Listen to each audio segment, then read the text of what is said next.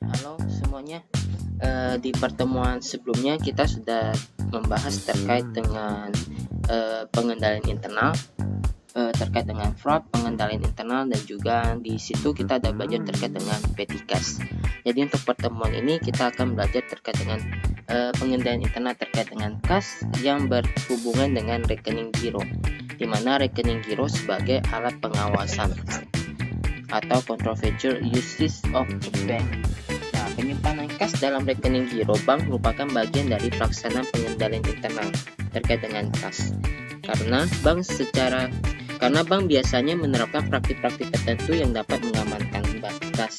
Jadi kalau perusahaan memiliki dana uang yang banyak di perusahaan dalam bentuk cash on hand atau kas tunai yang dipegang sama kasir, itu rawan terjadinya ke penyimpangan, baik kecurian, yang kesalahan maupun fraud.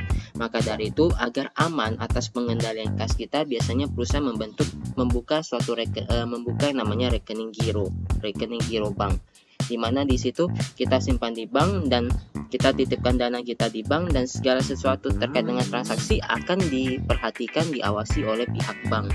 Jadi ada beberapa praktik-praktik tertentu yang lebih efektif dan efisien apabila dilaksanakan atau diproses melalui rekening giro gitu. Jadi karena bank biasanya menerapkan praktik-praktik tertentu yang dapat mengamankan kas. Selain itu, bank secara periodik memberikan laporan kepada pemegang giro, yaitu perusahaan yang biasanya mengenai transaksi-transaksi yang terjadi selama suatu periode yang telah terjadi secara rinci. Jadi setiap akhir bulan, biasanya di awal bulan berikutnya, si bank mengirimkan yang namanya laporan kepada si perusahaan terkait dengan transaksi selama satu periode tersebut.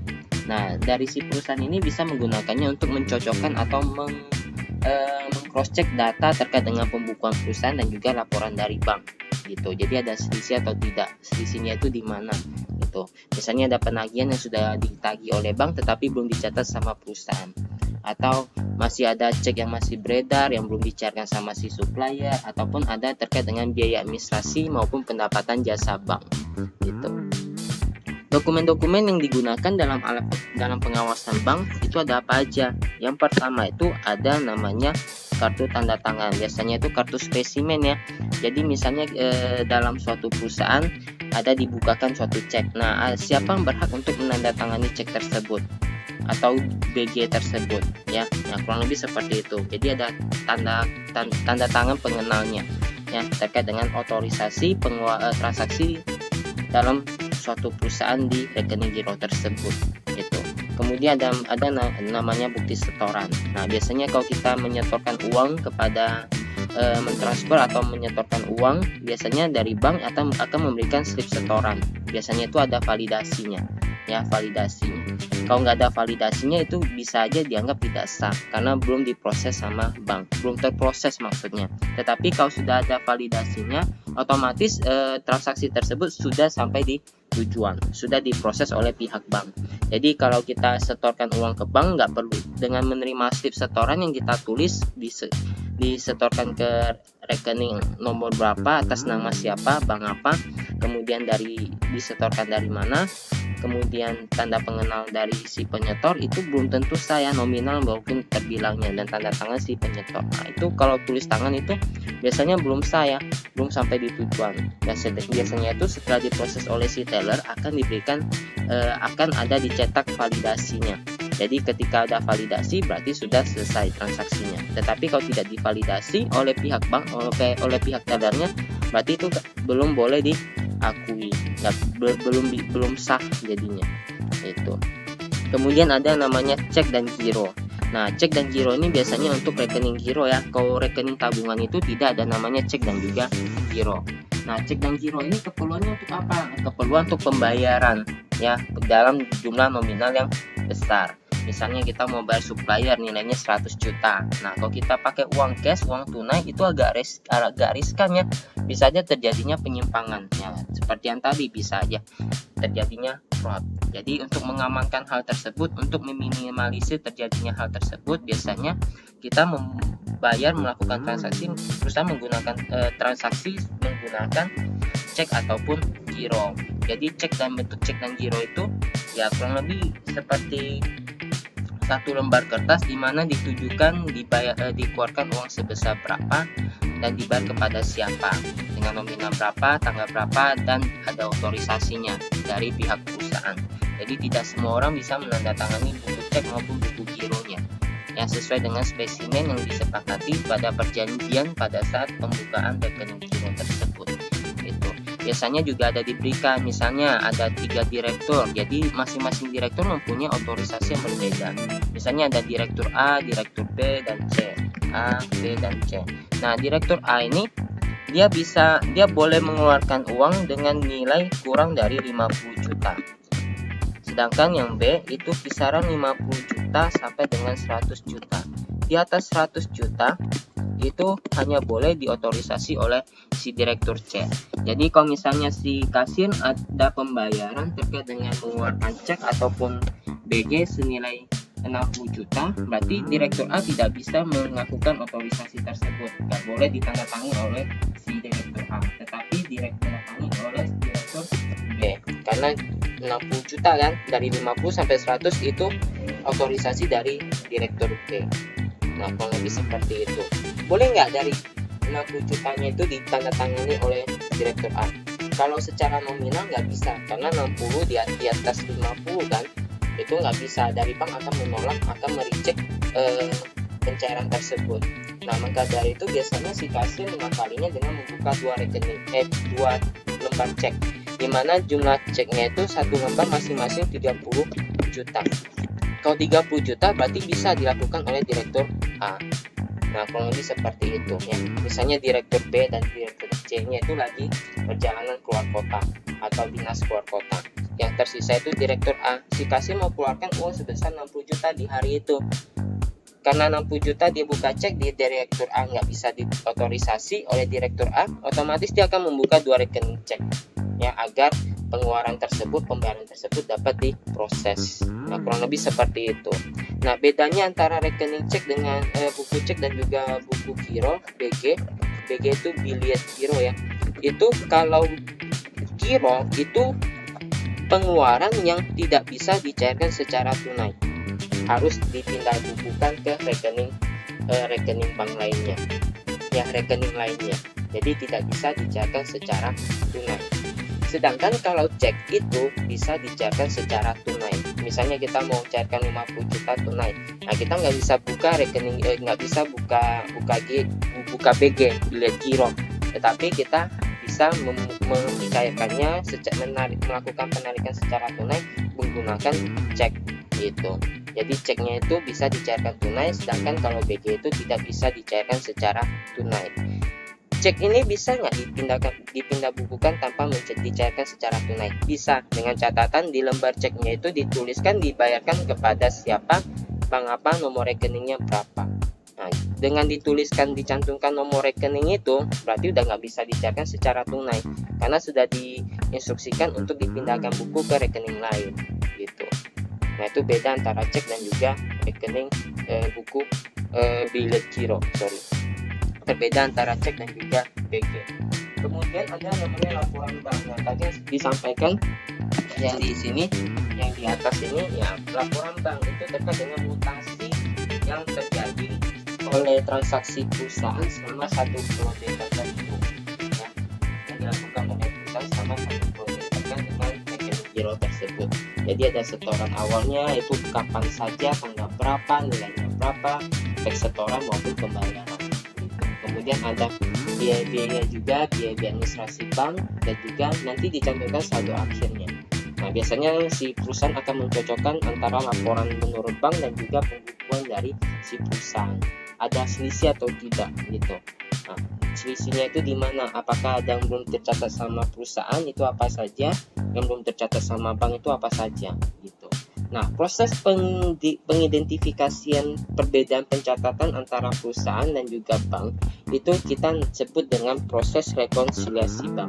Jadi pada akhir periode biasanya perusahaan akan melakukan rekonsiliasi bank untuk mengecek, untuk menyamakan, mencari saldo yang sebenarnya terkait dengan rekening giro tersebut gitu.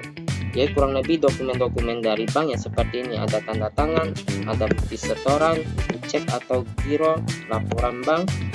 Laporan bank itu maksudnya rekening koran ya. Nah, rekening koran atau laporan bank. Dan yang terakhir adalah rekonsiliasi bank. Gitu. Nah, rekonsiliasi bank itu apa? Tadi sudah saya sampaikan secara sederhana. Ini definisinya. Rekonsiliasi bank adalah suatu daftar dari unsur-unsur dan jumlah-jumlah yang menyebabkan adanya perbedaan pencatatan saldo kas antara yang dilaporkan dalam rekening koran dengan saldo menurut si perusahaan. Misalnya, si perusahaannya tercatat 10 juta, ternyata di rekening koran itu ada 10.500.000. Nah, kan ada perbedaan 500.000. 500.000-nya bedanya di mana? Dicek kembali, dicocokin antara pencatatan perusahaan dengan pencatatan dari bank, yaitu rekening koran. Misalnya, oh ternyata ada pendapatan bunga bank yang belum diakui sama perusahaan. Nah, itulah yang dijadikan rekonsiliasi. Oh ternyata ada perbedaan. Ternyata perusahaan belum menambahkan pendapatan bunga bank, yaitu sebesar 500.000. Kalau sudah ditambahkan berarti sudah seimbang 10.500.000. Nah, kurang lebih seperti itu ya. Perbedaan pencatatan itu disebabkan oleh apa antara pencatatan perusahaan dengan pencatatan dari bank. Nah, perbedaannya itu biasanya dikarenakan apa? Di sini ada dua hal. Yang pertama itu perbedaan waktu pencatatan, di mana sudah dicatat oleh bank tetapi belum dicatat oleh perusahaan, ataupun sebaliknya sudah dicatat sama perusahaan tetapi belum dicatat oleh bank. Contohnya, perbedaan waktu antara tanggal pengeluaran cek oleh perusahaan kepada pemasok dengan tanggal diuangkannya cek tersebut kepada pemasok oleh pemasok kepada bank. Ya, misalnya ini contoh ini. Ya, misalnya kita ada pembayaran, kita bayar kepada pemasok atau supplier. Kita bayar hutang kita. Nah, kita bayar hutang kita buka cek ataupun BG. Pada saat pembukaan cek maupun pembukaan BG, si kasir, si akunting sudah mencatatnya bahwa uang kita sudah berkurang. Saldo kita di bank itu sudah berkurang. Nah, diambil sama si pemasok atau si supplier. Ternyata sampai dengan akhir periode belum diuangkan atau belum dicairkan sama mereka, sama si pemasok atau supplier tersebut. Yang aja kita buka ceknya itu di tanggal 28 Februari. Di 28 Februari ternyata sampai dengan akhir waktu 28 Februari belum dicairkan sama si pemasok atau si supplier, tetapi dicairkannya itu di tanggal 1 Maret. Nah, otomatis sudah ada pembedaan pencatatan, waktu pencatatan, di mana si kasirnya itu mencatatnya tanggal 28, sedangkan nilai yang sebenarnya keluar itu di tanggal 1 Maret. Nah, di mana sudah di akhir periode, di tanggal 28 kita udah mau susun laporan keuangan. Otomatis laporan dari bank di tanggal 28 Februari, uang itu masih disimpan, masih ada di saldo bank kita. Sedangkan dari perusahaan sudah menganggapnya bahwa itu sudah keluar, sudah nggak ada, sudah berkurang. Nah, karena itulah terjadi perbedaan pencatatan. Satunya sudah berkurang, si banknya itu belum berkurang. Gitu. Nah, itu contohnya terkait dengan perbedaan waktu pencatatan atas transaksi tersebut, atas suatu transaksi. Gitu. Atau bisa aja ya ada biaya admin bank. Nah, biaya administrasi bank misalnya, si bank akan ada mengenakan biaya administrasi bank kepada perusahaan terkait dengan rekening giro tersebut. Tetapi si perusahaan kan nggak tahu, dia nggak tahu ada dikenakan biaya admin. Ya, biasanya tuh si perusahaan akan tahu nilai dia tahu biaya adminnya, tetapi dia nggak tahu pajak bunganya berapa segala macam. Nggak mungkin kan si perusahaan dengan sengaja untuk menghitungnya. Nah, biasanya si perusahaan itu biarin aja, nggak usah dicatat. Nanti pada saat rekening giro sudah didapatkan, rekening koran sudah didapatkan, baru di-adjust, baru disesuaikan terkait dengan pendapatan bunga maupun administrasi bank itu sendiri. Nah, itu sudah ada perbedaan pencatatan di mana si banknya itu sudah mencatat tetapi perusahaan belum mencatatnya. Gitu. Yang kedua itu karena adanya kesalahan pencatatan baik pihak bank maupun pihak perusahaan. Ya, saya ambil contoh misalnya pihak perusahaan mencatat adanya pembayaran hutang menggunakan cek. Nah, sebenarnya berarti pada saat pembayaran dicatat apa jurnalnya? Berarti halnya kan hutang berkurang di debit, kas berkurang di kredit. Si akunting salah mencatatnya, dicatat kebalikannya. Kasnya bertambah malahan di debit, kemudian hutangnya dicatat di sebelah kredit. Nah, itu kan halnya berkurang tetapi dicatat bertambah kembali, bertambah. Otomatis itu udah ada terjadi kesalahan saldo. Saldonya itu sudah berbeda dengan pihak bank. Karena di mana si perusahaan itu salah melakukan pencatatan. Harusnya berkurang saldo banknya itu tetapi dicatat bertambah. Gitu. Jadi otomatis si perusahaan harus melakukan koreksi di mana mau mengembalikan kelebihan itu dan pembayaran atas hutang itu. Gitu. Itu kesalahan pencatatan oleh pihak perusahaan. Oleh pihak bank, nah sebenarnya oleh pihak bank itu seharusnya tidak ada kesalahan pencatatan ya. Sampai si bank itu ada kesalahan pencatatan atas saldo rekening kita, otomatis si perusahaan akan ragu dan hilang kepercayaan kepada si bank. Lah, duit saya kok disalah catat, di salah pembukuan oleh bank gitu. Itu kan agak riskan ya. Itu bisa menyebabkan hilangnya rasa kepercayaan nasabah kepada si pihak bank. Maka dari itu saya rasa agak kurang jarang terjadi hal seperti itu. Kurang lebih contohnya seperti apa ya kalau kesalahan oleh bank? Ya mungkin bisa aja misalnya PT ABC ya, cairkan cek tetapi dikurangi bukan ke PT ABC tetapi dikurangkan ke rekening PT ADC. Nah, itu bisa aja terjadi ya, tetapi itu agak jarang terjadi seperti itu. Yang dikurangkan ke rekening ADC, otomatis itu udah kesalahan si bank. Harusnya tidak boleh dikurangkan ke rekeningnya si ADC, melainkan harusnya ABC. Itu terkait dengan kesalahan pencatatan. Jadi perbedaan saldo pencatatan antara pembukuan bank dan juga pembukuan perusahaan bisa disebabkan oleh perbedaan waktu dan juga kesalahan pencatatan oleh pihak bank maupun pihak perusahaan. Nah, perbedaan waktu pencatatan transaksi penyebabnya apa aja di sini dan juga kesalahannya ya. Ini kita rincikan satu-satu. Beberapa penyebab perbedaan antara saldo menurut pembukuan perusahaan dengan laporan bank, yaitu yang pertama, transaksi yang telah dicatat oleh perusahaan tetapi belum dicatat oleh bank. Nah, ini sudah dicatat oleh perusahaan tetapi bank belum mencatat transaksi tersebut. Yang contoh tadi, cek yang masih beredar ya, kita keluarkan cek tetapi belum dicairkan sama si pemasok ataupun si supplier. Otomatis dari pihak bank belum mencatatnya ada pengurangan nilai saldo dari si perusahaan di rekening gironya gitu. Nah, yang kita sebut sebagai apa? Kita sebut sebagai cek yang masih beredar, di mana kondisi tersebut sudah dicatat sama perusahaan tetapi belum dicatat oleh bank. Jadi pada saat rekonsiliasi, hal tersebut harus mengurangi saldo dari si bank itu sendiri. Ya, harus mengurangi saldo bank. Saldo menurut bank. Kemudian yang kedua itu ada setoran dalam perjalanan. Nah, setoran dalam perjalanan mungkin zaman dulu waktu inkaso, zaman inkaso masih berlaku ya, itu bisa aja ya terjadi. Tetapi saya rasa untuk saat ini sudah tidak agak mustahil terjadi seperti itu, yaitu setoran dalam perjalanan atau deposit in transit. Nah, setoran dalam perjalanannya itu maksudnya itu setoran yang sudah dicatat oleh perusahaan tetapi belum dicatat oleh bank. Ya, itu kan agak mustahil ya, kita setor tunai ke bank ya otomatis langsung masuk ke rekening giro kita. Nggak mungkin belum dicatat sama si bank. Atau mungkin bisa aja misalnya si perusahaan dapat uang 1M misalnya di akhir jam kerja, anggap aja jam 4. Nah, dia bawa ke agar karena di perusahaan dianggap tidak aman menyimpan uang sebesar 1M di brankas, maka dari itu si perusahaan langsung menyetorkannya ke bank. Dibawalah 1M ke bank tersebut. Nah, pada saat jam sore itu anggapnya jam 4 ya. Nah, jam 4 ternyata si perusahaan sudah si bank itu sudah tutup kas. Sudah tutup kas harian, otomatis sudah tidak bisa dilakukan proses setoran maupun penarikan.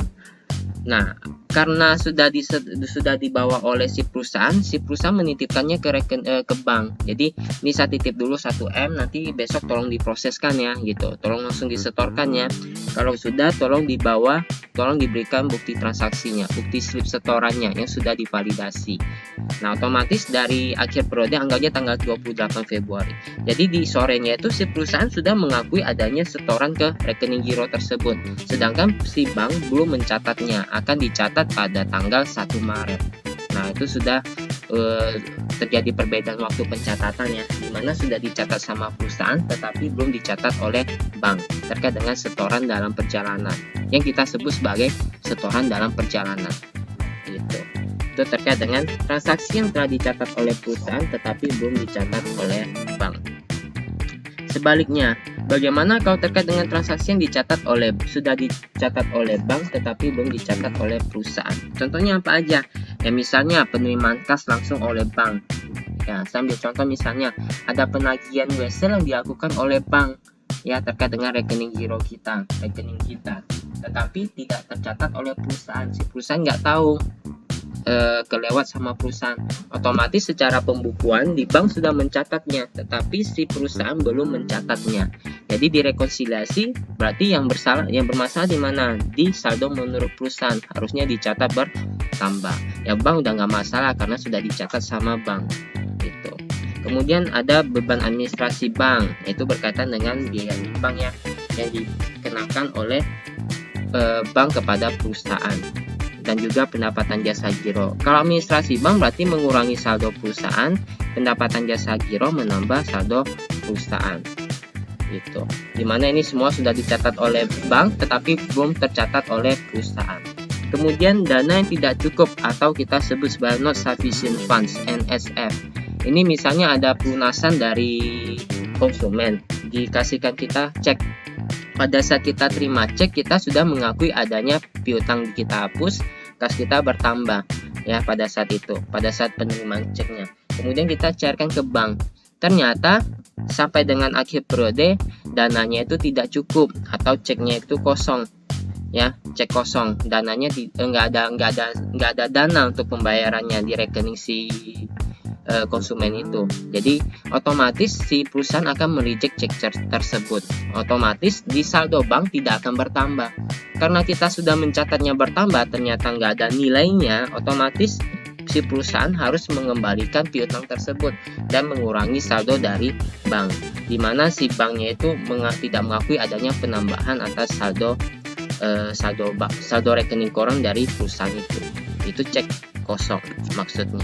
Ya, dimana ada penerimaan cek oleh perusahaan ataupun BG untuk pelunasan piutang, dimana saldo cek tersebut, nilai rekening tersebut dari si pemasok itu nggak ada, 0 ya, gitu, ceknya kosong. Otomatis si bank tidak akan menambahkan saldo kita dan kita harus melakukan penyesuaian kembali, yaitu pada saat rekonsiliasi, tambahkan kembali kas kita, tambahkan kembali piutang kita dan kurangi kas kita karena dananya itu tidak ada. Kemudian ini berkaitan dengan cek kosong juga, D dan E ya. Nah, cek yang dikembalikan kepada penyetor karena alasan lain. Misalnya rekening penarik cek telah ditutup. Nah, kita terima cek dari satu rekening dari si pemasok. Ternyata rekeningnya itu udah tutup, udah nggak aktif lagi. Gimana mau diambil ya dananya ya? Itu bisa aja. Kemudian cek yang telah kadaluarsa. Jadi diberikan cek yang sudah kadaluarsa. Misalnya dikasihkan cek, ternyata pas kita cek, kita cairkan dananya masih kosong, jadi kita tarik kembali.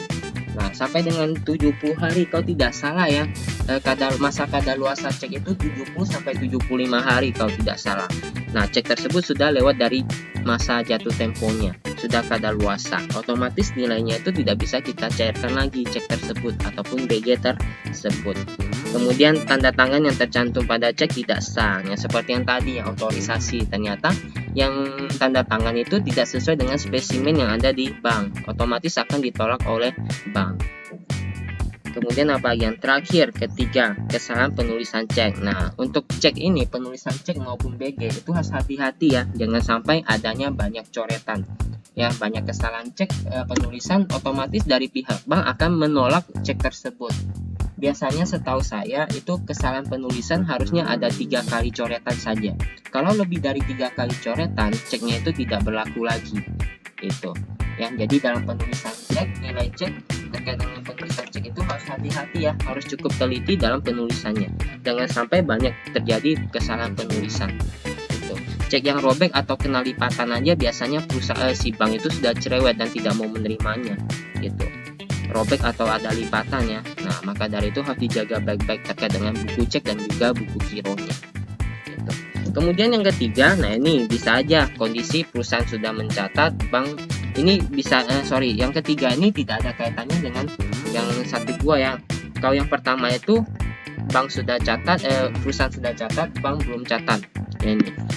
Yang kedua, bank sudah catat, perusahaan belum mencatat.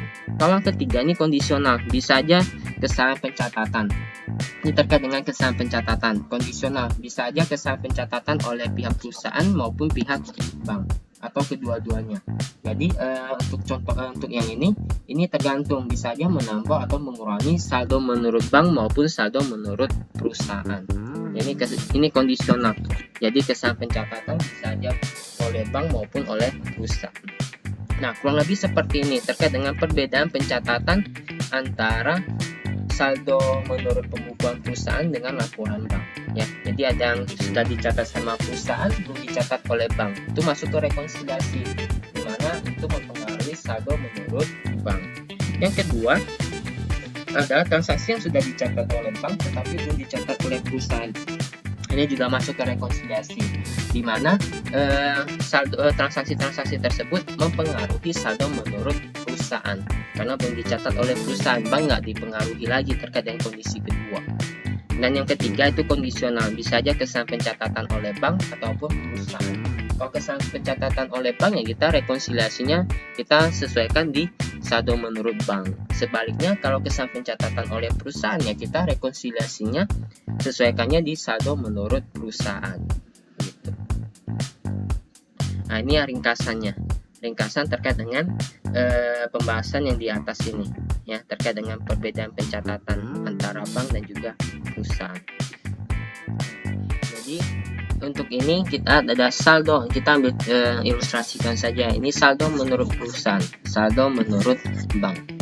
Yang pertama, deposit in transit, setoran dalam perjalanan, di mana sudah dicatat oleh perusahaan tetapi belum dicatat oleh bank. Ya, deposit in transit ini menambah saldo ya, menambah saldo rekening bank. Sudah dicatat oleh perusahaan, belum dicatat oleh bank. Otomatis yang perlu disesuaikan di rekonsiliasi adalah saldo menurut bank. Ini harus ditambahkan saldo menurut bank. Kemudian yang kedua, outstanding check. Cek yang sudah dikeluarkan oleh perusahaan tetapi belum dicairkan. Perusahaan sudah mencatatnya tetapi belum dicatat oleh bank karena belum dicairkan. Nah, outstanding check itu pembayaran. Sudah mengurangi saldo kas perusahaan tetapi belum mengurangi saldo kas buku bank. Terkait dengan pencatatan menurut bank. Otomatis di rekonsiliasi yang perlu disesuaikan yaitu saldo menurut bank, di mana outstanding check ini mengurangi nilai dari saldo menurut bank. Kemudian yang ketiga, itu ada penagihan oleh bank ya. Itu bisa aja wesel maupun hal lainnya. Tagihan wesel dan bunga yang langsung ditagihkan oleh bank, di mana si bank itu sudah menambah saldo kasnya tetapi perusahaan belum menambah saldo kasnya. Otomatis yang perlu disesuaikan, perlu direkon adalah saldo menurut perusahaan. Tagihan wesel dan bunganya berarti menambah saldo perusahaan. Bank sudah menambah tetapi perusahaan belum. Kemudian yang keempat itu ada bunga giro bank. Nah, itu bank sudah menambahkannya tetapi perusahaan belum. Jadi harus ditambahkan di saldo menurut perusahaan pada saat rekonsiliasi. Kemudian yang kelima, administrasi bank. Ini terkait kebalikan dari bunga giro bank. Sudah mengurangi saldo menurut bank tetapi perusahaan belum. Otomatis di saldo menurut perusahaan harus dikurangi pada saat rekonsiliasi. Kemudian yang keenam, kesalahan pencatatan. Ini tergantung pada jenis kesalahan pencatatannya. Bisa aja bank, bisa aja perusahaan, bisa aja menambah maupun berkurang. Ini tergantung dari jenis kesalahannya, bentuk kesalahannya itu apa ya. Nah, kurang lebih seperti ini ringkasan terkait dengan rekonsiliasi bank. Apa-apa yang perlu kita perhatikan, komponen-komponen utamanya. Nah, ini prosedurnya, ini sudah ya, ini kurang lebih di atas punya yang sudah saya sampaikan ini. Ya, ringkasannya kurang lebih seperti ini bentuk dari rekonsiliasi bank. Saldo menurut perusahaan, saldo menurut bank. Yang perlu disesuaikan kalau menurut bank berarti di sini ada deposit in transit dan juga outstanding check serta kesalahan pencatatan oleh si pihak bank. Dapat saldo sebenarnya. Sedangkan saldo menurut perusahaan di sini ada penagihan oleh bank yang belum dicatat oleh perusahaan. Kemudian ada cek kosong ya. Tadi di atas yang di atas ini tidak termasuk cek kosong. Ini ada cek kosong. Kalau cek kosong itu berarti harusnya mengurangi kembali saldo dari si perusahaan karena nilainya itu kosong, tidak menambah harusnya. Kemudian biaya administrasi bank yang perlu tercatat oleh perusahaan. Dan yang terakhir, kesan pencatatan oleh perusahaan. Dapat saldo yang sebenarnya. Saldo menurut bank dan juga menurut perusahaan yang sebenarnya itu harus sama. Oke, kita lanjut ke contoh soal terkait dengan rekonsiliasi bank.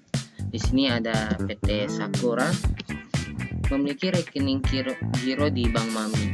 Pada akhir bulan Januari, perusahaan menerima laporan dari Bank Mami, yaitu rekening koran yang berisi mengenai informasi saldo awal bulan, ada penambahan, pengurangan yang telah dilakukan oleh bank selama bulan Januari atas rekening giro PT Sakura, serta saldo akhirnya per 31 Januari menurut catatan dari bank. Menurut laporan bank, saldo giro PT Sakura per 31 Januari ada Rp53.884.800. Sedangkan menurut pembukuan PT Sakura, saldo rekening giro di Bank Mami ada Rp32.942.000. Jadi menurut bank itu ada 53 jutaan, sedangkan menurut perusahaan saldo rekening gironya harusnya 32 jutaan. Setelah dilakukan pembandingan sesuai dengan prosedur yang telah diuraikan, ditemukan hal-hal sebagai berikut. Jadi dari perbedaan saldo ini diidentifikasi kembali, di cross check kembali, dicek kembali terkait dengan perbedaan pencatatan antara si bank dengan juga si perusahaan. Nah, ini ada beberapa poin terkait dengan perbedaan pencatatannya, dari poin 1 sampai dengan poin 9. Yang diminta, buatlah laporan rekonsiliasi bank 31 Januari 2018 serta jurnal yang diperlukan. Nah, ini kurang lebih terkait dengan bentuk dari rekonsiliasi bank, ya, bentuk dari rekonsiliasi bank. Jadi di sini ada kopnya, ada nama laporannya, ada nama perusahaan, nama rekonsiliasi bank dan periode rekonsiliasi bank. Kemudian ada bentuknya itu bersifat menyebelah, ya. Yang di sebelahnya, yang di sebelah kiri itu ada saldo menurut perusahaan, dan juga ini semua berkaitan dengan pencatatan transaksi-transaksi yang tidak dicatat sama perusahaan tetapi telah dicatat sama bank, baik ditambah maupun dikurangi. Sedangkan di sebelahnya, di sebelah kanan itu ada saldo menurut bank. Kemudian ada ditambahkan dan juga dikurangi terkait dengan transaksi yang telah terjadi di mana bank tidak mencatatnya, belum mencatatnya, tetapi sudah dicatat oleh perusahaan. Ada yang ditambah, ada yang dikurang. Kemudian ditotal dijumlahkan kembali, dapatlah saldo yang sebenarnya, yaitu dengan nilai yang sama nantinya. Gitu. Oke, ini bentuk dari rekonsiliasinya, ya. Kita mulai dari pengerjaannya dulu. Kita mulai pengerjaannya. Yang pertama tadi ada informasi terkait dengan saldo menurut bank, Rp53.884.800. Jadi kita masukin di saldo menurut bank. Di saldo menurut bank, yaitu Rp53.884.800. Kemudian ada informasi lagi terkait dengan saldo menurut perusahaan, yaitu sebesar Rp32.942.100. Kita masuk di saldo menurut perusahaan. Selesai. Nah, ini ada perbedaan, ya. Yang satunya akuinya 53 jutaan, satunya 32 jutaan. Jadi ada selisih pencatatan. Apa saja yang menyebabkan terjadinya perbedaan saldo antara bank dan perusahaan? Sudah diinformasikan di soal, ada 9 poin yang kalau tidak salah, ya, ada 9 poin. Kita mulai dari poin pertama. Setoran tanggal 30 Januari sebesar Rp15.916.300 tidak tercantum dalam laporan bank. Setoran tanggal 30 Januari tidak tercantum di laporan bank. Otomatis dari poin pertama ini dapat kita ketahui bahwa setoran ini sudah dicatat sama perusahaan tetapi tidak tercatat oleh bank pada bulan Januari terkait dengan setoran tanggal 30 Januari. Berarti di sini sudah menambahkan saldo kas menurut perusahaan tetapi belum menambahkan saldo menurut bank, ya. Jadi di sini poinnya kita tambahkan. Apa istilahnya terkait dengan setoran dalam perjalanan yang kita sebut sebagai deposit in transit, atau bahasa Indonesianya itu setoran dalam perjalanan. Harusnya ditambahkan di saldo bank, yaitu sebesar Rp15.916.300. Oke, kalau dari timelinenya sebenarnya tidak masuk akal ya, tanggal 30 Januari kok sampai tanggal 31 belum diterima. Harusnya sih udah bukan diterima, tetapi belum dicatat sama bank. Harusnya sih udah dicatat ya. Ya cuma nggak apa-apa, ini enggak aja sampai dengan tanggal 31 belum tercatat oleh bank. Otomatis masuk ke rekonsiliasi, menambah saldo menurut bank yang kita catat sebagai setoran dalam perjalanan atau deposit in transit. Yang kedua, bank telah melakukan kesalahan pembukuan. Nah, ini kesalahan oleh bank, berarti ini mempengaruhi saldo menurut bank. Kesalahan pembukuan yaitu cek yang ditarik oleh PT Melati sebesar 1 juta, nomor ceknya 656, telah dikurangkan pada rekening giro PT Sakura. Ini harusnya mengurangi rekening gironya PT Melati, PT perusahaan lain, tetapi dikurangkan sama bank oleh kepada PT kita, yaitu PT Sakura. Otomatis bank itu salah catat, harusnya tidak boleh dikurangi, tetapi dikurangi oleh sama bank. Otomatis harus ditambahkan kembali. Kita akui sebagai kesalahan pencatatan atau kesalahan pembukuan oleh bank. Ditambahkan kembali ke saldo kita, yaitu sebesar 1 juta. Yang ketiga itu ada 5 lembar cek yang telah diterbitkan pada akhir bulan Januari. Ada 5 cek ya yang kita keluarkan ya, dan telah dicatat dalam jurnal pengeluaran kas oleh PT Sakura, tetapi belum dibayarkan oleh bank. Maksudnya itu kita bayar cek sama ke supplier atau pemasok, tetapi belum diuangkan. Otomatis si bank belum mencatatnya berkurang terkait dengan saldo rekening giro kita. Ya, di sini ada 5 cek 337, 338, 339, 340 dan 341 dengan tanggal yang masing-masing berbeda, 27, 28, 28, 29, 30. Nilainya juga beda. Ada cek 337 nilainya 2860, cek 338 3194,700, kemudian 339 830.000, 340 2.031.400 dan 341 cek nomor 341 dengan jumlah 4.585.300. Nah, ini sudah dikeluarkan sama perusahaan, sudah dicatat di pengeluaran kasnya, tetapi bank belum menguranginya.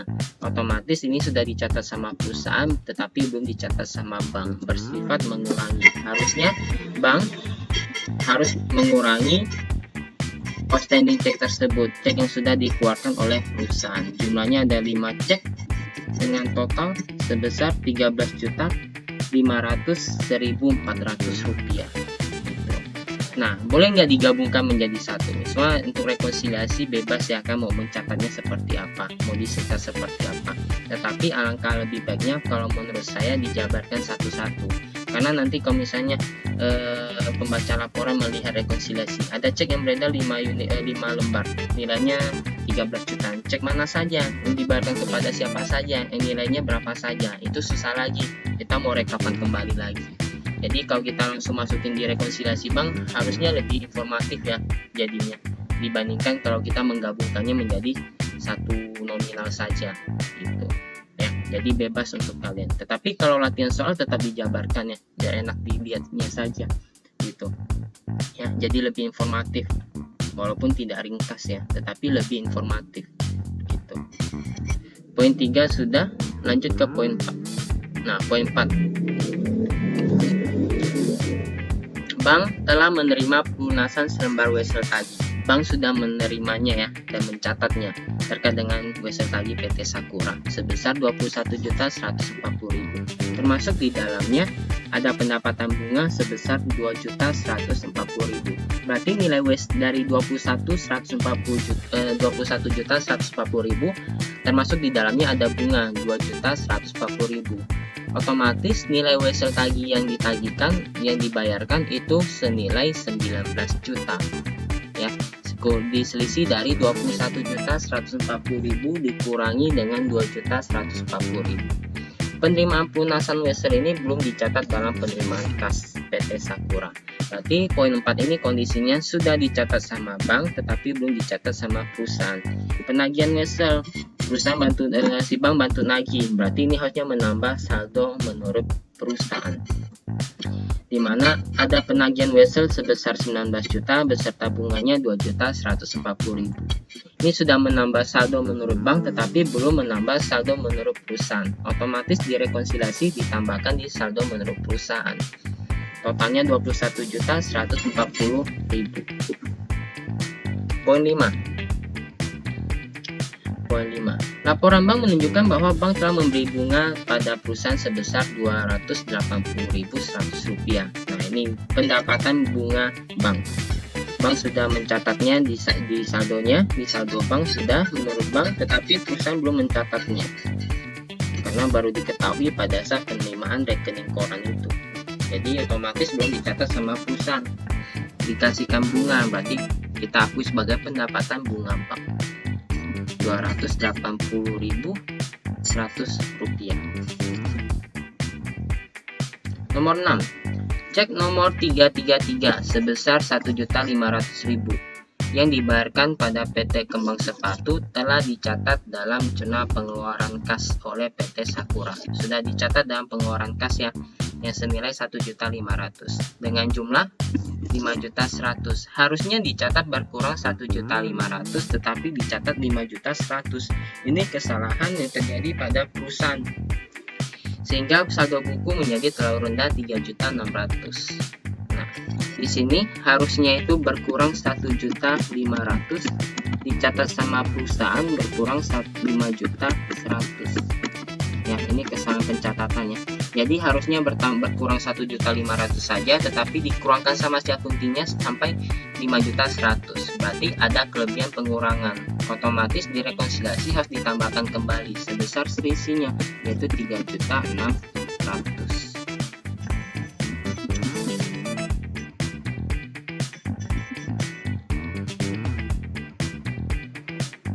Rp3.600.000.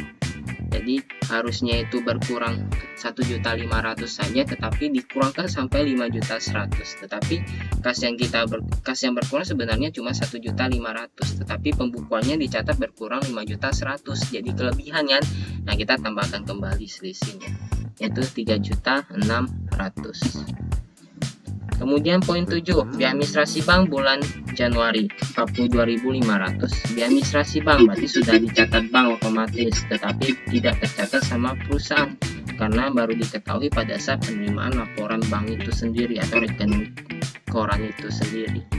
Untuk mengurangi saldo menurut perusahaan Rp42.500. Poin 8. Pembayaran kepada kreditur sebesar Rp50.000 telah keliru dicatat dalam pembukuan perusahaan. Nah, kesalahan perusahaan lagi ya, kesalahan pembukuan. Bagian akuntansi PT Sakura mencatat akun kas di sebelah debit dan akun hutang di sebelah kredit dalam jurnal.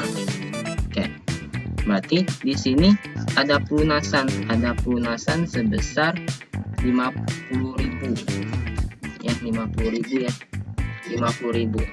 Kalau kita bayar hutang, sebenarnya jurnal yang benar itu adalah hutang pada kas, nilainya Rp50.000. Tetapi dicatat sama si akunting perusahaan kebalikannya, bukannya berkurang malah bertambah. Harusnya mengurangi tetapi ditambahkan, di mana kasnya didebitkan, hutangnya dikreditkan, nilainya Rp50.000. Karena dicatat seperti ini sudah salah ya.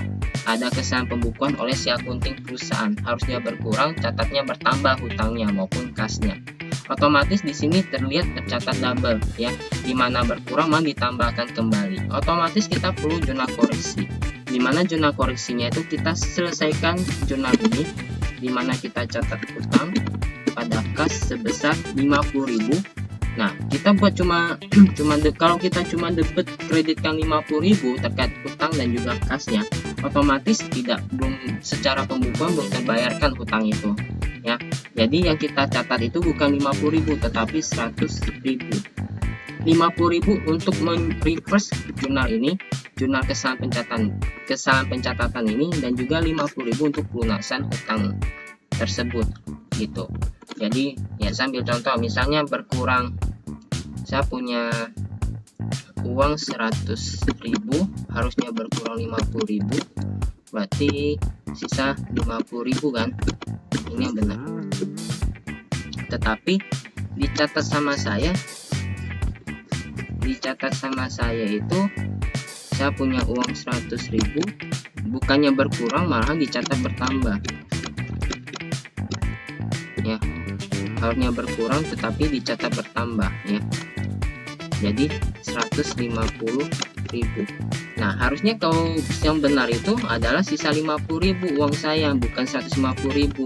Otomatis saya mau koreksi berapa nilainya? Ya, saya harus koreksi nilainya sebesar 100.000. Ini koreksinya. Dikurangi dapat 50.000. Nah, jadi karena kesalahan pencatatan ini yang saya perlu koreksi kembali yaitu senilai 100.000. Itu karena saya catat bertambah 50.000, menjadi kas saya tercatat harusnya 50.000 tercatat menjadi 150.000. Otomatis saya harus menguranginya sebesar berapa agar nilai kas saya menyatakan nilai yang sebenarnya sesuai dengan fisik yang ada, yaitu 50.000. Berarti dari 150.000 ini harus saya kurangkan sebesar 100.000 agar nilainya sama dengan 50.000 pada saldo akhirnya gitu. Jadi di sini ada kesalahan pembukuan oleh perusahaan di mana dicatat berkurang, harusnya berkurang dicatat bertambah. Otomatis pada saat pencatatan bertambahnya itu harus dikurangkan kembali dan dibayarkan kembali, yaitu sebesar 100.000 gitu. Ya, ini kalau masih bingung nanti ditanyakan saja di grup WA ya, nanti saya coba jelaskan pakai ilustrasi saja. Saya rasa kalau seperti ini agak bingung ya, saya coba nanti bikin ilustrasi yang lain kalau ada yang tidak dimengerti atau masih dibingungkan ya. Ini jurnal koreksinya, jadi bukan 50.000 ya koreksinya, tetapi 100.000. 50.000 untuk membenarkan jurnal yang kesalahan tadi, dan juga 50.000 untuk mencatat pembayarannya itu, karena dia catatnya itu bukan berkurang tetapi ditambahkan kembali. Lanjut yang terakhir 9. Laporan bank menunjukkan adanya pengembalian cek yang tidak cukup dananya sebesar 520.000. Cek tersebut dari PT Kamboja. Jadi kalau cek kosong ini maksud ilustrasinya seperti ini. Pada saat penerimaan cek, pada saat terima pembayaran dari si nasabah atau si konsumen, kita terima cek, misalnya ceknya berapa nih? 520.000 ya. Jadi pada saat penerimaan cek kita sudah mencatat adanya kas pada piutang. Nilainya 520.000. Ternyata uangnya nggak ada, cek kosong ya, not sufficient fund, ceknya kosong. Otomatis kas ini nggak ada, tidak ada transaksi ini.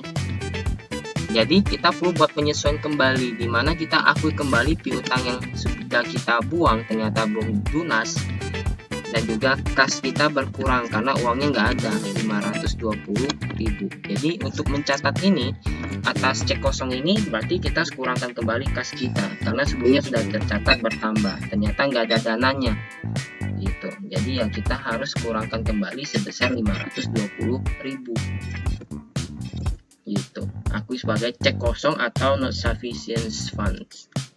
Oke, selesai dari perbedaan pencatatan yang sudah dikemukakan, sudah diidentifikasi dari poin 1 sampai poin 9. Nah, kita tinggal menghitung kembali terkait dengan saldo yang sebenarnya itu berapa. Kita mulai dari yang perusahaan dulu. Saldo menurut perusahaan awalnya itu ada 32.942.100. Ada yang tidak tercatat, ada penambahan saldo, penambahan kas yang tidak tercatat sama perusahaan di bulan Januari. Totalnya berapa tinggal dijumlahkan saja di sini, yaitu 20.100 rupiah. Sedangkan ada juga yang pengeluaran kas yang tidak tercatat sama perusahaan ya. Ini ada administrasi bank, kesalahan pencatatan, dan juga cek kosong. Totalnya ada 662.500. Tinggal dijumlahkan. Saldo menurut perusahaan ditambahkan dengan yang ditambahkan, dikurangi dengan bagian yang dikurangi. Totalnya ada 57.299.700. Jadi ini saldo yang sebenarnya yang harus tercatat tersaji di laporan posisi keuangan atau neraca terkait dengan kas dan bank. Itu. Lanjut ke catatan menurut bank. Nah, pencatatan menurut bank sama. Menurut bank itu ada 53.884.800 ditambahkan dengan setoran dalam perjalanan dan kesalahan pencatatan dari si pihak bank. totalnya itu ada 16.916.300 rupiah. Kemudian ada cek kosong, bukan cek kosong, ada cek yang masih beredar yang belum tercatat sama bank. Totalnya itu ada berapa tadi? Ada 13.500.400 rupiah. Tinggal dijumlahkan 5388.800 tambah 16.916.300 kurangi dengan 13.501.400. Dapat saldonya sama ya harusnya ya, yaitu 57.299.700. Inilah saldo yang sebenarnya terkait dengan rekonsiliasi PT Sakura di 31 Januari 2018 ya. Jadi yang disajikan di laporan posisi keuangan adalah sebesar 57.299.700. Nah, karena ini rekonsiliasi belum ada jurnalnya ya, belum kita buat jurnal koreksinya maupun jurnal yang belum tercatat sama kita. Nah, di sini saldo menurut perusahaan inilah yang sementara tersaji di laporan posisi keuangan. Karena ini belum tercatat sama perusahaan, otomatis hanya tercatat senilai 32 jutaan ini. Sebenarnya nilai yang sebenarnya itu adalah 57.299.700. Nah, bagaimana kita mencatat yang tercatat 32 jutaan menjadi 57 jutaan? Ya, untuk menyesuaikan saldo ini diperlukan jurnal penyesuaian atau jurnal tambahan terkait dengan transaksi-transaksi yang tidak tercatat sama perusahaan ya selama bulan Januari. Apa saja? Yaitu yang pertama ada penagihan piutang oleh pihak bank. Nah, jurnalnya bagaimana? Karena kalau kita nggak catat penerimaan ini, saldo kita tidak akan sesuai dengan saldo yang sebenarnya. Maka dari itu kita perlu bikin jurnalnya, ya, jurnal tambahannya, di mana ada kas dan bank atau kas atau bank, ya, atau bank. Di sebelah debit karena penerimaan, kita kreditkan adanya wesel tagih karena sudah ditagihkan, berarti wesel tagih kita berkurang, beserta mengakui adanya pendapatan bunga atau piutang bunga. Kita asumsikan belum tercatat sama kita ya, berarti kita akuinya adanya pendapatan bunga wesel. Nilainya berapa? Kas yang diterima itu ada 21.140.000 atas wesel tagih 19 juta dan bunganya itu 2.140.000. Oke, selesai.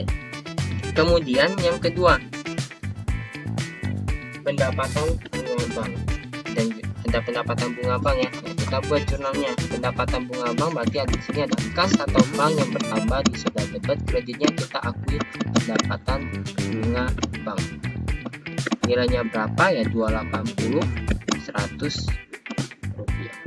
Kemudian ada skala pembukuan pembayaran kepada kepada supplier, harusnya 1.500.000 tercatat 5.100.000, berarti kelebihan pengurangan. Kita tambahkan kembali kas kita, kas atau bank. Di sebelah debit, kreditnya apa? Utang usaha, karena tercatat berkurang terlalu lebih, utang kita jadi minus jadinya terkait dengan transaksi itu 3.600.000 gitu ya. Ini penerimaan kas terkait dengan yang belum dicatat sama perusahaan terkait dengan penerimaan. Kita lanjut ke yang di bawah ini. Jadi yang kita jurnal itu semua transaksi yang di bagian saldo menurut perusahaan, ya, di mana saldo-saldo tersebut, angka-angka tersebut belum tercatat sama perusahaan. Ya, maka dari itu perlu disesuaikan oleh perusahaan. Dibuatlah jurnal tambahan. Lanjut ke yang di bawah yang dikurangi. Ini ada biaya administrasi dari bank, otomatis itu beban ya, dan juga kas kita berkurang di sini. Berarti debitnya kita akui adanya beban administrasi bank. Kreditnya apa? Kreditnya itu berarti kas atau bank atau kas dan bank. Nilainya 42.500. Kemudian kesalahan pembukuan. Nah, ini harusnya berkurang dicatat bertambah.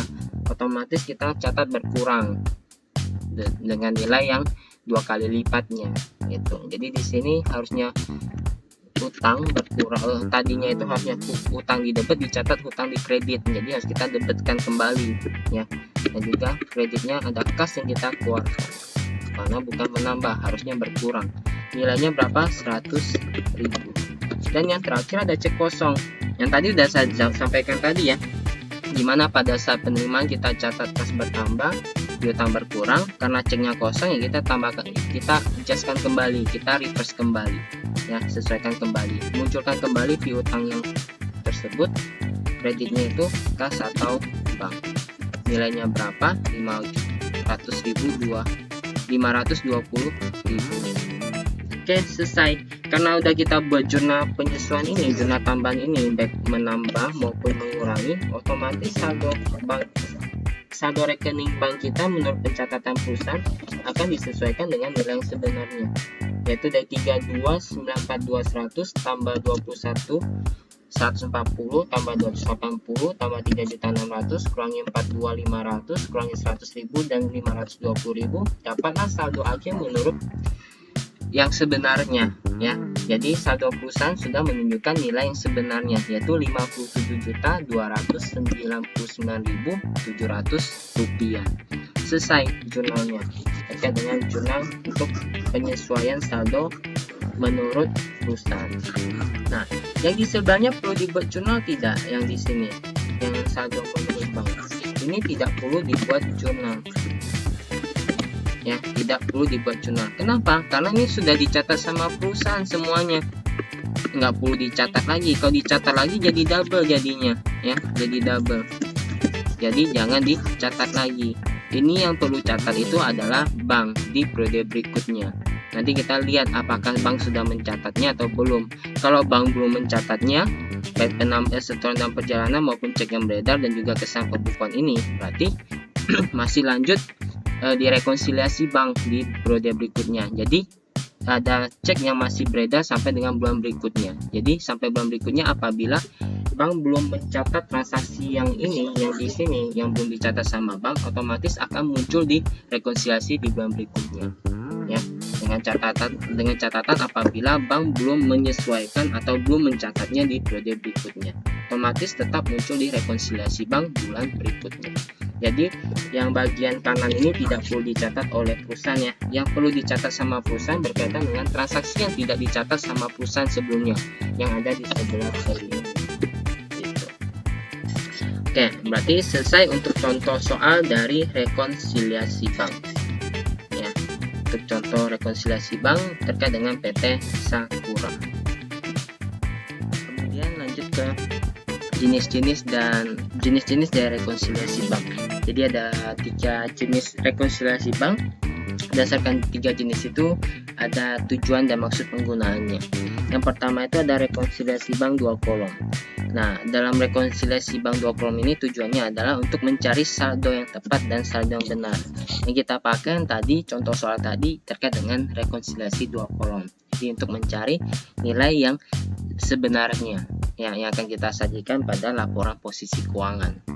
Kemudian yang kedua ada rekonsiliasi 4 kolom. Kalau rekonsiliasi 4 kolom itu tujuannya untuk mencari saldo awal, penerimaan dalam satu periode dan juga pengeluaran dalam satu periode, serta saldo akhir yang sesuai dengan pencatatan perusahaan. Ya, sesuai dengan pencatatan perusahaan. Jadi disesuaikan dengan saldo yang menurut perusahaan. Gitu. Kemudian yang ketiga ada rekonsiliasi 8 kolom. Nah, kalau rekonsiliasi 8 kolom ini untuk mencari saldo awal, penerimaan dan pengeluaran serta saldo akhir yang tepat dan juga benar. Ini kurang lebih sama, ya, yang 8 kolom dan juga yang 2 kolom. Cuma penyajiannya saja yang berbeda. Nah, rekonsiliasi bank untuk 2 kolom ini pada umumnya dibuat oleh perusahaan, yang biasa digunakan oleh perusahaan. Sedangkan rekonsiliasi 4 kolom dan juga 8 kolom biasanya digunakan dalam proses pengauditan yang dibuat oleh akuntan pemeriksa atau auditor. Gitu. Jadi kalau auditor yang memeriksa terkait dengan kas dan juga bank, biasanya perusahaan auditor akan menggunakan rekonsiliasi terkait dengan rekonsiliasi 4 kolom dan juga 8 kolom apabila ini memeriksa terkait dengan rekening giro suatu perusahaan. Sedangkan rekonsiliasi 2 kolom biasanya digunakan oleh perusahaan dalam pencatatannya, dalam laporan keuangannya. Ini di sini ada contoh kasus. Saya rasa contoh kasus ini tidak perlu saya jabarkan panjang lebar, ya.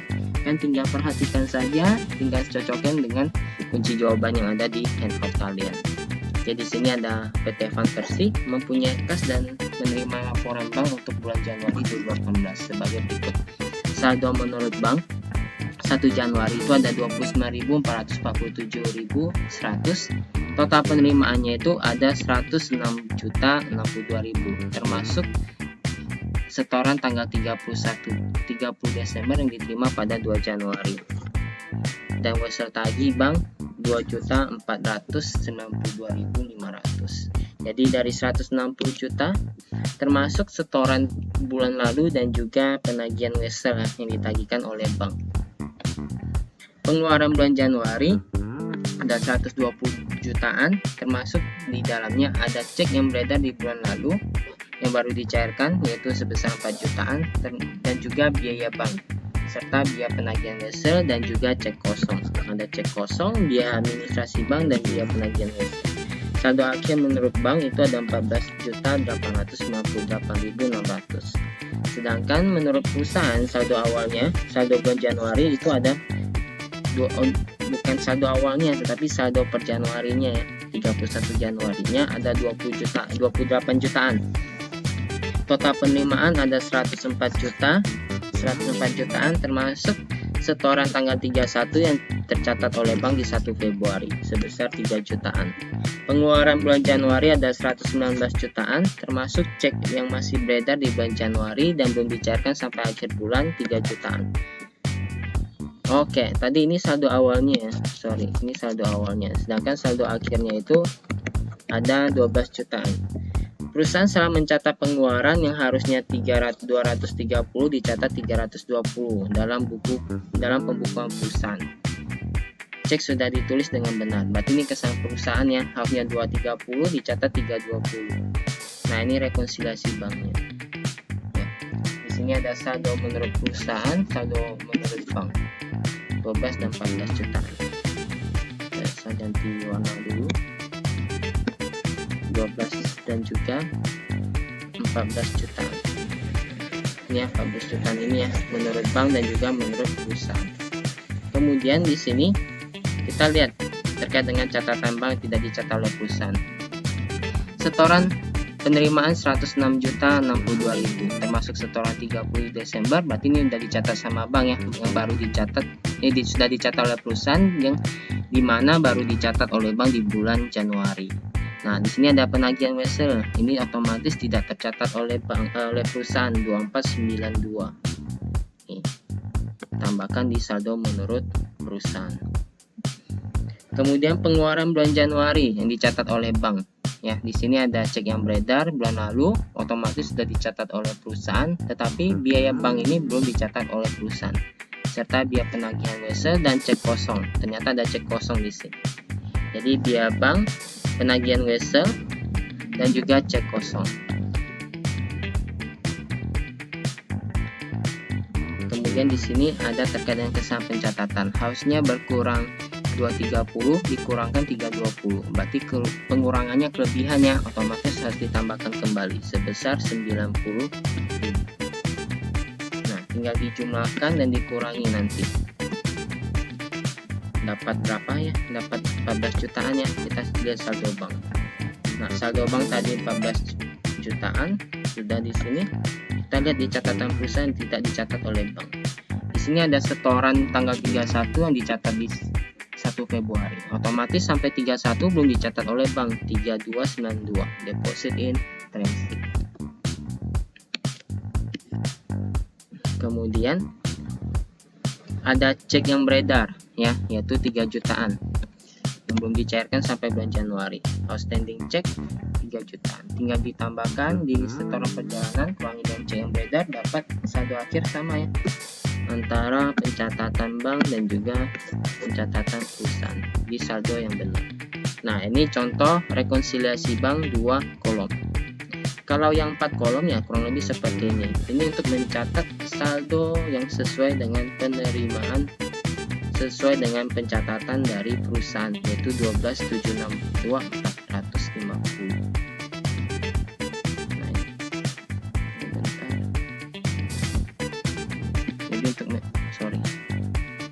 Jadi untuk mencari untuk yang 4 kolom ini untuk mencari saldo yang sesuai dengan pencatatan perusahaan, yaitu 12.762.450.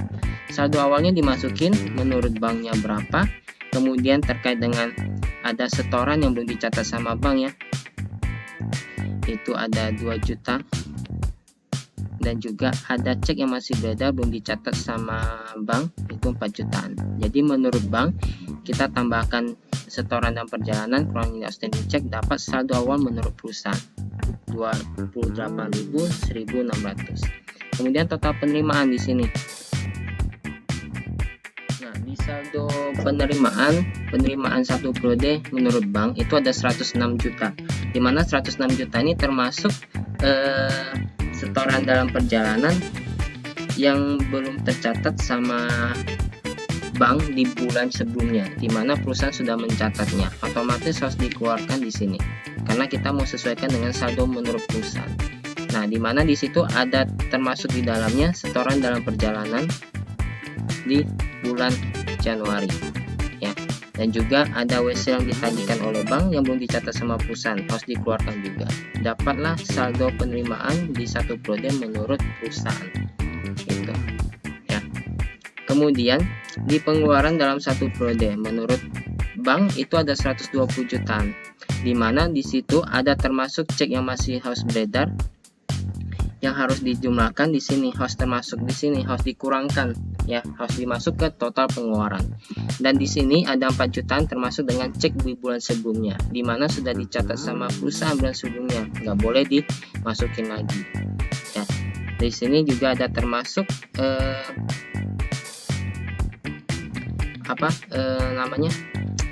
biaya penagihan wesel, biaya administrasi bank, dan juga cek kosong, dimana ini perusahaan belum mencatatnya, serta kesan pencatatan oleh perusahaan harus ditambahkan kembali, dapat 119 jutaan. Jadi saldo akhirnya tinggal dijumlahkan, saldo awal tambah penerimaan kurangi pengeluaran, kemudian setoran dalam perjalanan yang di bulan Januari di bulan sebelumnya tidak termasuk ya, jangan dimasuk ke perhitungan perusahaan. Dan juga ada setoran yang belum dicatat sama bank, kemudian cek yang masih beredar bulan lalu sudah habis karena sudah tidak termasuk dengan pencatatan perusahaan di bulan Januari. Ada cek kosong, ada cek yang masih beredar harus dikurangkan. Kemudian ada wesel yang belum dicatat sama bank harus dikurangkan kembali. Biaya penagihan yang sudah dikurangkan sama bank, admin, dan juga cek kosong harus ditambahkan kembali, termasuk kesan pencatatan di sini. Gitu. Jadi kesan pencatatannya itu harus dimunculkan kembali, baru dapatlah saldo akhir menurut pencatatan dari perusahaan. Nah, kalau jika masih bingung terkait dengan yang 4 kolom, kau saya jelaskan secara panjang lebar, takutnya kalian masih makin bingung. Jadi kalian coba pahami sendiri dulu. Nanti kalau misalnya masih tidak dimengerti atau masih dibingungkan, silakan didiskusikan. Kita diskusikan di grup WA saja nanti, atau nanti kalau ada pertemuan di Zoom atau di Meet bisa kita bahas terkait dengan rekonsiliasi 4 kolom ini. Kemudian kita lanjut dulu ke yang 8 kolom. Nah, yang 8 kolom ini untuk mencari saldo yang benar ya. Jadi di sini dibagi menjadi 2 kolom utama, yaitu kolom menurut bank dan juga kolom menurut perusahaan. Ya, saldo awalnya berapa dimasukin di sini, saldo penerimaan dan juga pengeluarannya tinggal dimasukin berdasarkan informasi di soal. Jadi dari saldo awalnya ini terkait dengan setoran bulan lalu dan cek yang masih beredar di bulan lalu disesuaikan oleh bank, sudah masuk dan juga sudah dibayarkan, dapat saldo awal yang benar. Kemudian dari penerimaan ini dari 106 tidak boleh dimasukin lagi terkait dengan setoran bulan lalu dan juga cek bulan lalu. Ini terkait dengan pengeluaran yang tidak ada kaitannya dengan cek. Jadi penerimaan terkait dengan setoran bulan lalu jangan dimasukin, tetapi ada setoran yang belum dicatat sama bank di bulan ini, tinggal dikurangkan terkait dengan setoran bulan lalu, ditambahkan setoran bulan ini yang belum dicatat sama bank, dapat 106 juta. Kemudian dari menurut perusahaan 104 juta, di mana setoran nggak ada masalah, tetapi ada masalah di penagihan wesel yang belum dicatat sama bank, sama perusahaan, tinggal dijumlahkan, dapat saldo yang sebenarnya yaitu 106 jutaan. Lanjut ke pengeluaran. Nah, yang tadi cek ini nggak boleh dimunculin lagi karena ini cek berkaitan dengan cek bulan lalu. Kemudian di sini ada cek yang masih beredar, dapat 102 juta, 20 jutaan. Dari bank ini cek nggak ada masalah, tetapi ada penagihan wesel di admin dan juga cek kosong serta kesalahan pencatatan yang belum dicatat sama perusahaan. Tinggal dijumlahkan, dapat saldo yang sebenarnya terkait dengan pengeluaran selama satu periode itu ada 120 jutaan. Lanjut ke saldo akhirnya, tinggal disesuaikan. Setoran bulan lalu nggak ada masalah ya, sudah diselesaikan, nggak boleh muncul lagi. Ada setoran dalam perjalanan dan juga ada cek kosong, ada cek yang masih beredar di bulan ini. Yang bulan lalu nggak munculin lagi. Dapat 14.671.950 menurut bank ya, ini penyesuaian dari bank. Sedangkan yang perusahaan terkait dengan 12 jutaan. Saldo menurut perusahaan awalnya ditambahkan dengan penagihan wesel, biaya penagihan wesel, biaya admin bank, cek kosong dan juga kesalahan pencatatan, dapat 14.671.950 sama dengan saldo sebenarnya dari pencatatan bank ya. Oke, jadi ini terkait dengan rekonsiliasi bank 8 kolom. Sama halnya yang 4 kolom, saya rasa mungkin kalau saya jelaskan dengan panjang lebar kalian makin bingung. Jadi alangkah baiknya kalian coba pahami sendiri dulu terkait dengan perhitungannya, angkanya dari mana. Nah, nanti kalian coba lihat dari soal dan juga kunci jawaban ini ya, dari penjelasan ini. Jadi kalau masih ada yang dibingungkan atau ditanya, ingin didiskusikan, silakan didiskusikan di grup WA, atau kalau nanti ada pertemuan di Google atau di Meet, silakan ditanyakan saja. Jadi kalau untuk ini saya jelaskan secara ringkas saja ya, biar kan nggak bingung atas penjelasan saya gitu. Karena kalau penjelasan secara tanpa tatap muka, saya rasa agak kesulitan di sini ya, biar susah connect-nya gitu. Oke, jadi untuk rekonsiliasi bank selesai ya, terkait dengan 2 kolom, 4 kolom dan juga 8 kolom. Tetapi untuk latihan soal, untuk pembahasan soal kita tetap pakai rekonsiliasi bank dengan bentuk 2 kolom ini ya, karena ini untuk perusahaan punya. Kalau yang 4 kolom dan 8 kolom biasanya untuk pemeriksaan yang dilakukan oleh si auditor. Oke, rekonsiliasi bank sudah, contoh soal sudah, kita lanjut ke materi selanjutnya, yaitu Electronic Funds Transfer atau EFT System. Oke, EFT System itu singkatnya adalah suatu transaksi terkait dengan transaksi kas menggunakan media internet atau media kabel ya, yang secara komputerisasi. Jadi tidak dilakukan secara manual, melainkan dilakukan secara elektronik. Jadi transaksi-transaksi kas yang dilakukan secara elektronik. Nah, ini untuk lebih praktis, lebih efisien dan lebih efektif saja terkait dengan masalah waktu dan periode waktu pencatatan dan serta waktu transaksinya. Gitu. Kalau penjelasan lengkapnya ada di sini ya, ada di handout kalian. Dewasa ini sistem informasi didukung oleh kemajuan teknologi informasi dan komunikasi serta pemanfaatan internet, menyebabkan transfer antara perusahaan dengan bank dapat dilakukan tanpa menggunakan kertas. Nah, ini untuk efisiensi kertas juga ya. Gitu. Misalnya, slip setoran bank, cek dan sebagainya, itu semuanya kan menggunakan kertas. Prosedur dimana kalau EFT ini tanpa menggunakan slip setoran, cek dan sebagainya, tetapi menggunakan media internet ya, media elektronik. Prosedur ini dinamakan Electronic Funds Transfer atau EFT, yaitu sistem pengeluaran kas dengan menggunakan kabel, telepon atau komputer dengan mentransferkan kas dari satu lokasi ke lokasi lain. Sebagai contoh apa? Misalnya pembayaran gaji. Nah, pembayaran gaji kalau kita melakukan secara manual disetorkan satu-satu atau diberikan secara tunai ke masing-masing karyawan ya. Tetapi dengan EFT sistem ini dapat kita langsung lakukan secara serempak. Jadi dengan satu otorisasi atau satu eksekusi, semua pembayaran gaji dapat diselesaikan, dapat dilaksanakan dengan satu kali tindakan saja. Kurang lebih seperti itu. Yang kita namakan apa? Yaitu sistem payroll. Itu dimana kita cuma rekap nama rekening karyawan dan juga nomor rekeningnya, atas nama siapa, rekening tersebut, bank apa. tinggal kita masukin, kita upload ke bank rekening giro kita, ke bank yang kita gunakan sebagai media payroll, langsung selesai tanpa kita menyetorkan satu-satu ke masing-masing karyawannya gitu. Itu yang dinamakan dengan sistem payroll gaji ya. Nah, kurang lebih seperti itu.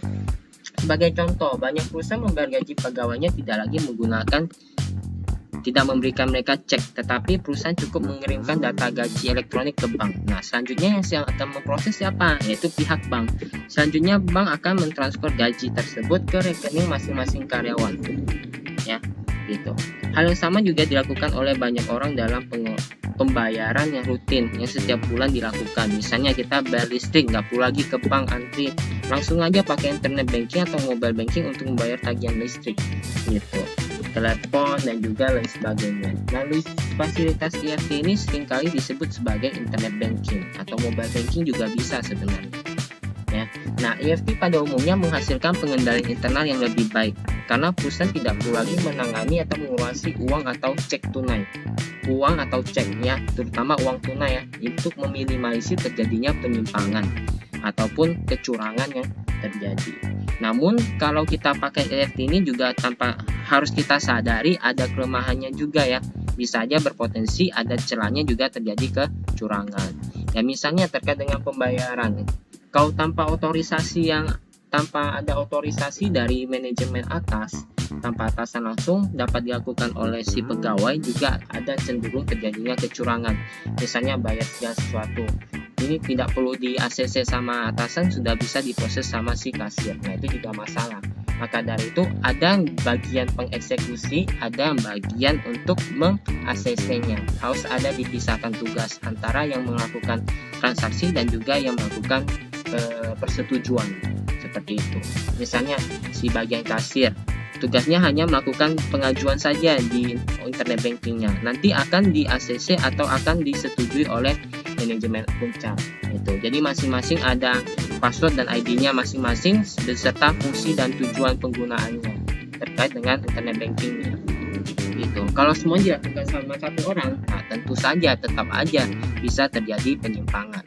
Dilakukan dua orang yang berbeda aja berpotensi, apalagi dilakukan hanya satu orang saja ya, lebih berpotensi lagi terjadinya kecurangan atau penyimpangan. Oleh karena itu, prinsip-prinsip pengendalian internet tetap harus diterapkan dalam EFT. Sebagai contoh, tanpa adanya pemisahan tugas, nah ini pemisahan tugas ya, dan otorisasi yang baik, pegawai bisa membelokkan pembayaran elektronik ke rekening pribadinya. Nah, bisa aja seperti itu. Dan menutupi kecurangan tersebut dengan membuat catatan akuntansi yang keliru. Itu. Maka dari itu, walaupun kita menggunakan fasilitas ini, tetap perlu pengendalian internal yang baik, memadai. Gitu. Ini terkait dengan Electronic Funds Transfer atau EFT System. Nah, selesainya EFT ini juga selesai terkait dengan materi chapter 7 terkait dengan fraud, internal control atas dan juga kas. Di situ kas kita belajar terkait dengan petty cash atau kas kecil dan juga rekening giro, khususnya rekonsiliasi bank. Dan juga ada materi tambahan terkait dengan electronic funds transfer. Jadi untuk materi bab 7 atau chapter 7 ini selesai ya.